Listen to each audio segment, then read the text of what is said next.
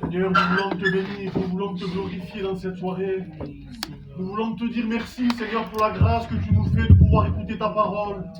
Seigneur, tu vois ton serviteur, je t'en supplie, de l'animer, Seigneur, de ton esprit, de lui donner le mot à propos pour les âmes perdues, Seigneur. Seigneur, s'il te plaît, que l'onction l'accompagne, que le Saint-Esprit l'accompagne. Nous voulons faire cette réunion ensemble, Seigneur. S'il te plaît, convainc de péché, de jugement et de justice dans cette soirée. À toi revient toute la gloire, Fils de Dieu.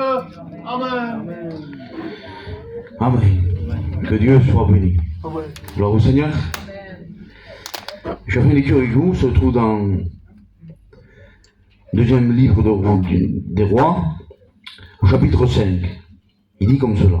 Naaman, chef de l'armée du roi de Syrie, jouissait de la faveur de son maître et d'une grande considération, car c'était par lui que l'Éternel avait délivré la Syrie. Mais cet homme fort et vaillant était lépreux. Gloire à Dieu, que Dieu soit béni. La Bible nous parle d'un homme Naaman. La Bible nous dit qu'il était chef. Il était vaillant. Il était considéré. D'après la Bible, d'après l'histoire, c'est un homme riche. Les gens voulaient lui ressembler. Mais la Bible dit, mais cet homme était lépreux. Comment ça se fait qu'un lépreux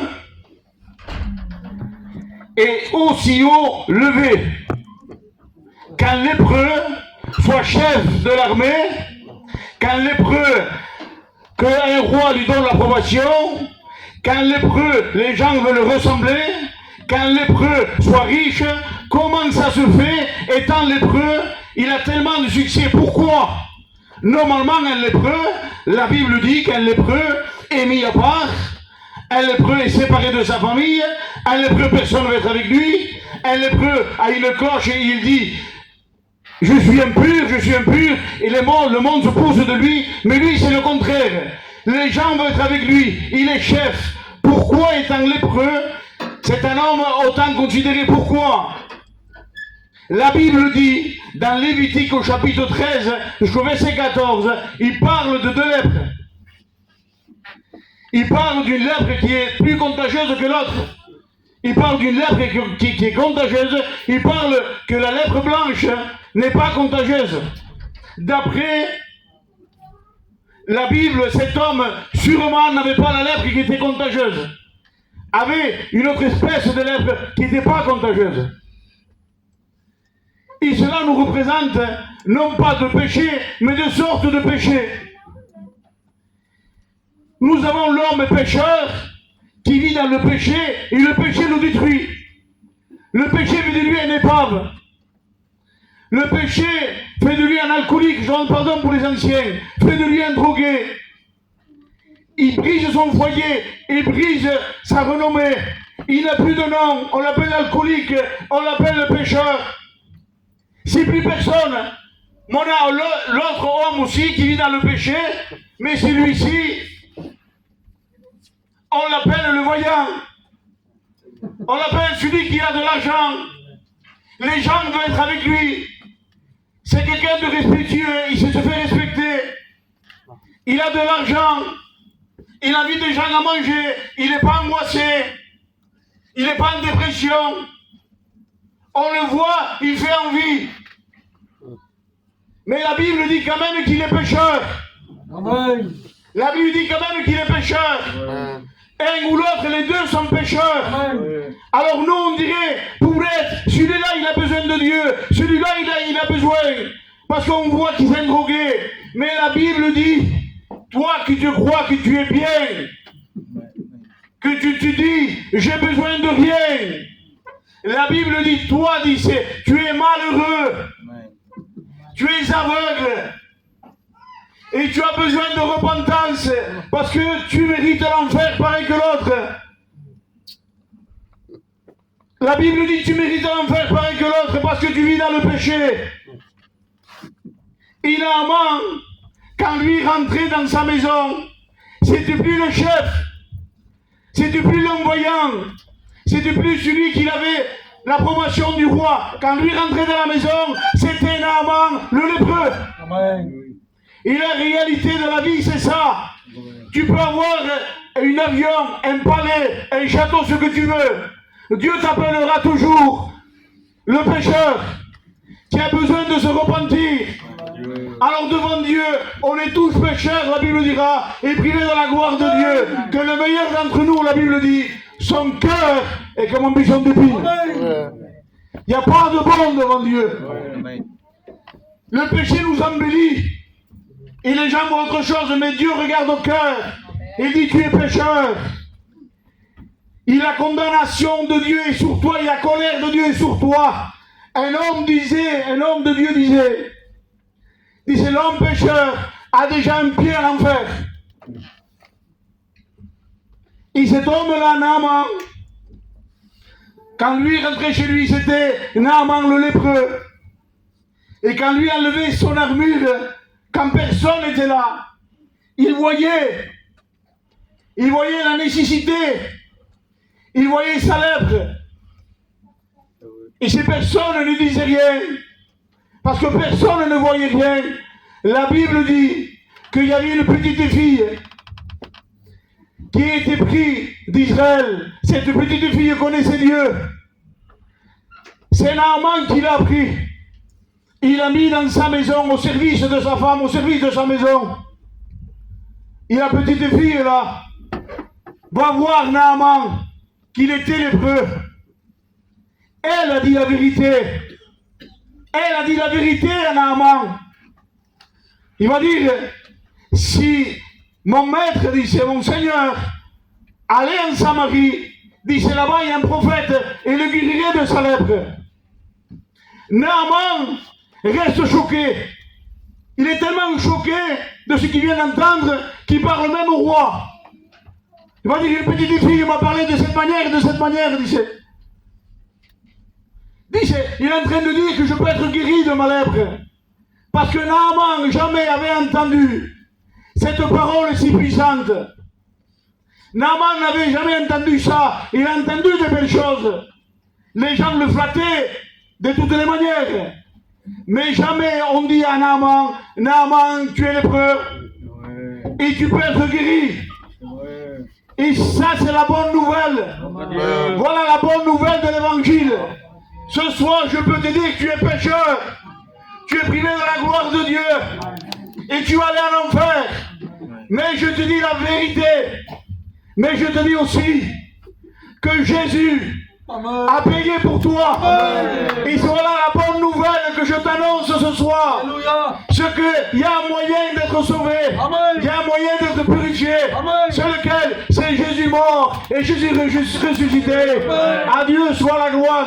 À lui soit toute la gloire ce soir. Et le message de la petite fille, c'était le message le plus puissant qu'il y avait. Un message puissant. Normalement, cette petite fille ne devait pas parler comme ça à Naaman. Vous savez pourquoi? Parce que Naaman l'a enlevé de sa famille. C'est une esclave dans sa maison. Une esclave dans sa maison. Peut-être Naaman a dû tuer des personnes de sa famille pour la prendre, pour l'arracher, pour l'amener dans sa maison. Normalement, la petite fille, quand tu vois Naaman qu'il est lépreux, il doit dire, tant mieux que tu es lépreux. Tu vas payer pour le mal que tu m'as fait. Mais le nom donne la solution à Naaman. Et ça nous représente Jésus. Malgré qu'on vit dans le péché, malgré qu'on fait n'importe quoi, malgré que tu parles mal de lui, peut-être même que tu blasphèmes, la Bible dit qu'il est mort à la croix pour toi et pour moi. Voilà l'amour de Dieu. Voilà la grandeur de Dieu. Que Jésus donne la solution aux hommes. Malgré ce que nous sommes, malgré notre péché, la Bible dit qu'en toi tu faisais aucun cas de lui, que tu marchais contre lui. Jésus est mort à la croix pour toi. Voilà le message de la petite fille. Ce message-là, c'est le message de l'évangile. Et la petite fille disait ça à Naaman. Et Naaman est touché dans son cœur. Il est tellement touché qu'il va voir le roi. Il le roi lui va faire une lettre. Naaman prend la lettre, il prend des choses qu'il avait de meilleures, il prend ses serviteurs, il part dans le pays d'Israël. Et il va voir le roi d'Israël, il va dire, roi d'Israël, guéris-moi de ma lèpre. Et le roi déchire ses vêtements, il va dire, moi, je suis Dieu pour te guérir de ta lèpre. La petite fille n'a jamais dit d'aller voir le roi. La petite fille a dit, va voir le prophète. N'a jamais dit d'aller voir le roi. Il a reçu le message, mais il va voir le roi. Bien souvent, on reçoit le message de l'évangile, on reçoit la solution, et au lieu d'aller vers Jésus, on vient au Rignon. Tu viens à la Rignon et tu dis, Rignon, délivre-moi, Rignon, sauve-moi. Et la Rignon ne peut rien faire. Amen. Les cantiques ne peuvent rien faire. La prédication ne peut rien faire. Les gens qui sont là ne peuvent rien faire. Les murs qui sont là ne peuvent rien faire. Parce que tu ne viens pas à Jésus. Amen. Mais si tu viens à Jésus, ta vie va être délivrée complètement. Amen. Parce que le seul qui a l'autorité et la puissance pour libérer une âme, c'est Jésus. C'est pas aucun d'entre nous, c'est Jésus. Amen. Et Naaman va être comme attristé. Le roi déchire ses vêtements.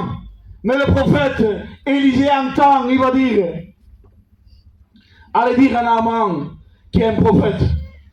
Et voilà le message aussi, mes frères, mes sœurs, mes amis que vous êtes là. Le message, il y a un Dieu qui a prié pour nous. Le Fils de Dieu est là. La Bible déclare qu'il est là pour nous bénir, à toi chrétien, pour t'encourager, à toi chrétienne. Il est là, il ne t'abandonne pas. Et pour dire à toi pécheur, il est là pour te sauver. C'était le message d'Élisée.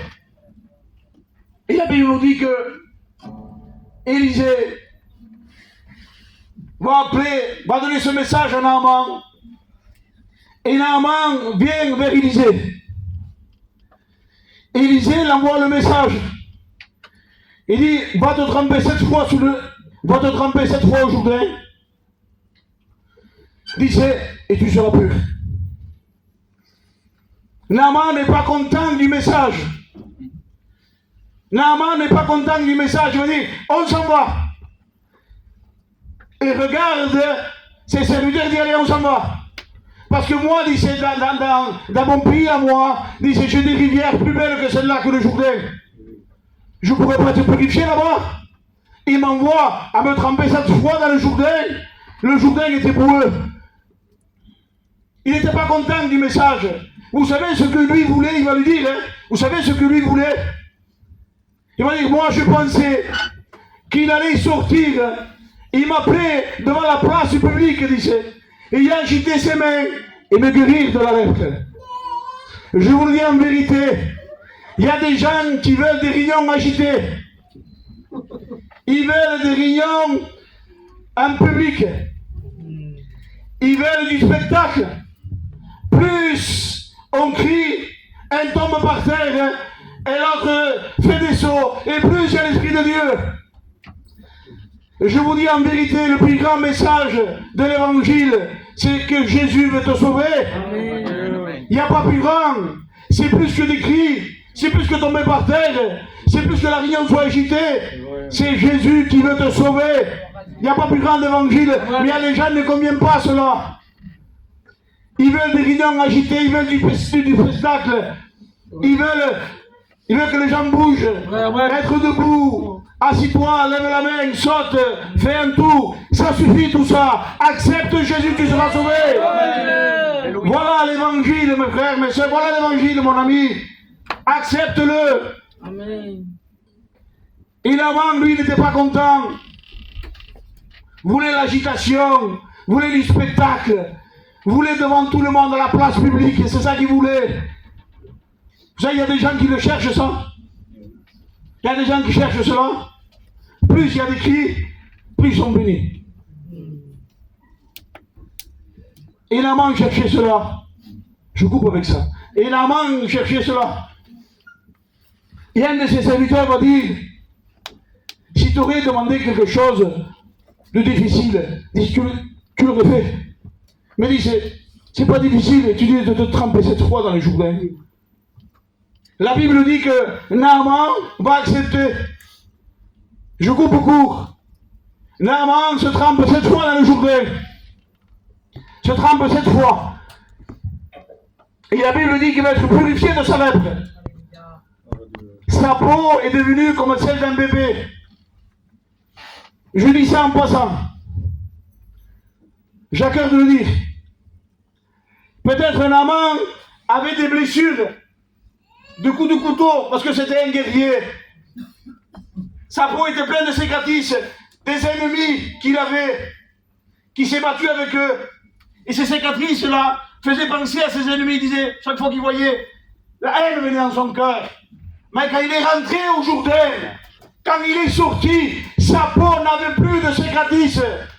Ça veut dire qu'il n'y a plus de haine dans son cœur parce qu'il était né de nouveau.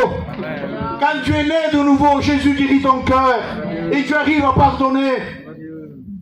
Dieu ne te donne pas un cœur à moitié, Dieu te donne un nouveau cœur. Il est sorti purifié. Et regardez maintenant, Élisée n'a pas voulu parler avec lui. N'a pas voulu avoir de dialogue avec Naaman. Il a donné juste un message. Mais maintenant, la Bible nous dit que Élisée le reçoit dans sa maison. Il en pose la question à Élisée. Élisée, pourquoi maintenant tu le reçois? Pourquoi tu ne l'as pas reçu avant? Si Élisée pourrait nous répondre, nous dirait ça. Parce que je ne reçois pas des lépreux chez moi. Parce que je ne parle pas avec des lépreux. Et c'est ça ce que Jésus est en train de dire. Jésus n'a pas de dialogue avec les pécheurs. Jésus n'a pas de dialogue avec les pécheurs. Jésus ne fait pas rentrer des pécheurs dans sa maison. Il ne va pas dans les maisons des pécheurs. Mais Jésus donne un message. Il donne le message. Et le message, c'est celui-ci. Repends-toi. Une fois que tu t'es repenti, le sang de Jésus te purifie du péché. Il va dire, je viens dans ta maison. Dis, si tu manges avec moi, je mange avec toi, on est ensemble. On a un dialogue. Parce que maintenant, nous sommes dans la même nature. On fait que un, moi et toi. Mais avec le pécheur, avec celui qui vit dans le péché, avec celui qui s'évôtre dans le péché, Jésus n'a pas de dialogue. Il a un message. Repends-toi. Et ce soir, je ne vais pas plus loin. Je te laisse avec le message de l'évangile. Repends-toi. Tu veux que Jésus rentre chez toi? Tu veux rentrer vers Jésus? Il y a quelque chose qui met un interdit entre toi et lui. C'est le péché. Repends-toi de ton péché. Et Jésus viendra. Amen. Voilà le message. Prends le message. Prends le message de l'évangile.